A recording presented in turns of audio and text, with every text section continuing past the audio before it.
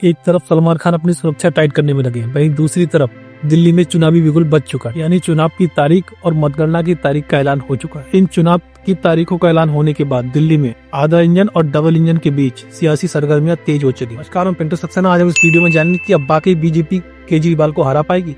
ये तो शायद अब तक आपको मालूम चल ही गया होगा कि दिल्ली में 5 फरवरी को मतदान होना है और 8 फरवरी को नतीजे हम सबके सामने आएंगे और कौन कितना पानी में तस्वीर साफ कर पाएंगे। बीजेपी और आम आदमी पार्टी के बीच बाप और पाप की राजनीति के साथ शीश महल से लेकर यमुना तक की राजनीति अगले 5 सालों के लिए दफन हो जाएगी। वैसे चुनाव आयोग ने दिल्ली में 5 फरवरी के लिए मतदान की तारीख तय की, वहीं 8 फरवरी को वोटों की गिनती होगी और रिजल्ट अनाउंस किए जाएंगे। Chief election commissioner Rajeev Kumar ने यूपी की मिल्कीपुर सीट और तमिलनाडु की इरोड विधानसभा सीट पर उपचुनाव की तारीखों का ऐलान भी कर दिया है।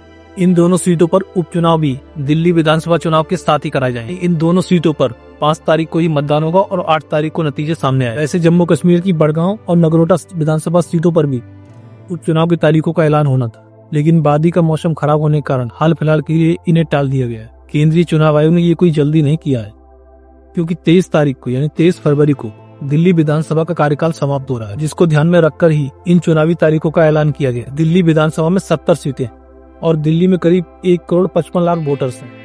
पुरुष मतदाताओं की संख्या करीब 84 लाख है, वहीं महिला वोटर्स की संख्या 71 लाख के आसपास। इस बार दिल्ली विधानसभा चुनाव में पहली बार 2 लाख से अधिक नए वोटर्स भी अपने मत का प्रयोग करेंगे। Chief election commissioner Rajeev Kumar के मुताबिक इस बार 13,000 से अधिक पोलिंग बूथ्स बनाए जाए। हैरानी वाली बात यह है कि प्रदूषण और हवा की रफ्तार से दौड़ती दिल्ली में बार 830 मतदाता ऐसे हैं जिनकी उम्र 100 साल के पार है। दिल्ली जैसे शहर में 100 साल का आंकड़ा पार कर पाना अपने आप में एक बहुत बड़ी अचीवमेंट। बात करेगा सियासी हलचल की, तो सत्ताधारी आम आदमी पार्टी 70 की 70 सीटों पर अपने प्रत्याशी घोषित कर चुकी है।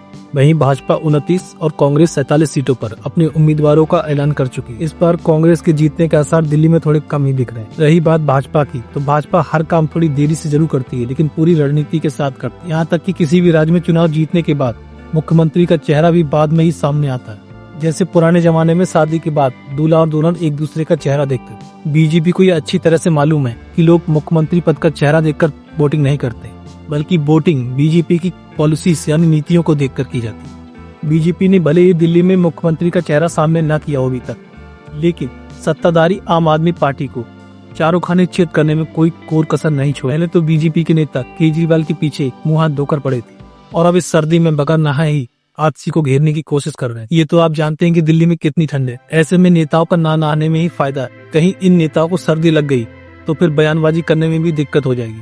साथ ही HMPV वायरस होने का खतरा अलग से रहेगा। पहले शराब घोटाला जैसे करप्शन और शीश महल को लेकर सियासी रस्साकसी देखने को मिली और इस समय कालकाजी सीट से आजसी के प्रतिद्वंदी बीजेपी प्रत्याशी रमेश बिधूड़ी के शर्मसार करने वाले बयान सामने आ रहे। सोशल मीडिया पर रमेश बिधूड़ी का एक वीडियो वायरल हुआ, जिसमें वे कहते हुए नजर आ रहे हैं कि केजरीवाल ने अपने बच्चों के सिर पर हाथ रखकर कसम खाई थी कि मैं कांग्रेस के साथ नहीं जाऊंगा, लेकिन आजसी ने अपना बाप ही बदल लिया।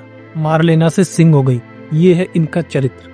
इस वीडियो के वायरल होने के बाद रमेश बिधूड़ी की काफी आलोचना की। इनमें अभी भी अपने बयान को सही ठहरा रहे हैं। इस बात से आजसी मारिला की आंखों में भले ही आंसू आ गए हों, लेकिन बीजेपी का पत्थर दिल अभी तक नहीं पसीजा है, क्योंकि ये राजनीति है, इसमें सब कुछ जाहिर है। बिधूड़ी ने ये कोई पहली बार नहीं किया, इससे पहले भी प्रियंका गांधी पर उन्होंने टिप्पणी की थी। बीजेपी IT सेल हर तरह से केजरीवाल यानी आम आदमी पार्टी को गिराने का प्रयास कर रही है। तरह तरह की AI इमेजेस और वीडियोस बनाए जा रहे हैं, दिखाए जा रहे हैं।